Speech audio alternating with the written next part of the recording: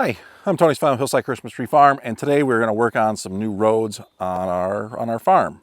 Currently, right now, I'm kind of standing as what we refer to as kind of the creek T. The creek runs this way, connecting two of our ponds, and then another creek running down this way around to our third pond. So we set this up originally so that once you cross, you go right, left, or straight. Straight is some very nice soil, very nice dirt, right in my new exotic field. And once you get up kind of past the ridge a little bit, then you're going right or left anyway. So it's just easier just to, cut to the chase and just make them turn right off the bat. So we're gonna have them turn left and kind of diagonally shoot toward another road, high side of the pond. And we're going to start prepping the ground on kind of the pond side, which is heavier soil. We've had Koreans in there for several years, and then they've grown, I think, about 2 inches. We're going to start prepping that land for Scotch pine, which we're going to utilize probably primarily for our tot lot, and maybe we'll bring some up for Christmas trees as well for a few customers that like those. We've had them here in the past, years ago when I was a tiny tyke, and they did well. Scotch pine can pretty much grow on anything. So we're going to prep them here. We're going to keep the rows straight when we start doing this, planting maybe 50 to get the lowest quantity that we can order a year, and utilize the good soil for my exotic field and make transportation around the farm much easier. So first step is going to be mowing. I'm going to have to cut down some trees, a whopping 3 of them that actually good genetics somehow push through that hard soil. So yeah, that's what we're doing today. Why don't you follow along?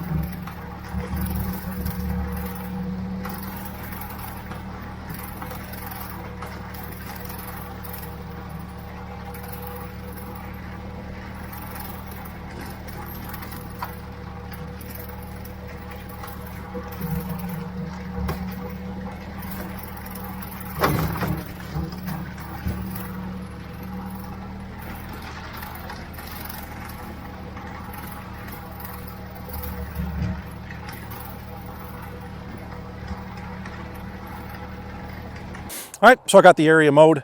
There are 3 trees kind of behind the camera you can't see that will be in the road. I'm not going to cut those down because I feel that they might go this year, or if not, they'll be gone after the selling season for sure. So I'm going to cut, and another thing is we want to prep this plant for planting next year. So we want to kill the grass, we want to get it plowed, we want to disc it. And those 3 trees are going to be in the road, not in the area we're going to plant. So I just need to cut down 1, 2, 3, 4, 5, 6 trees. So I'll do that, and yeah, that'll be it. We'll let the grass grow a little bit, then we'll get some glyphosate, get it down in the field, get it plowed, get it disked, kind of start thinking about how we're going to lay this out and plant in spring of 25. So yeah, be great.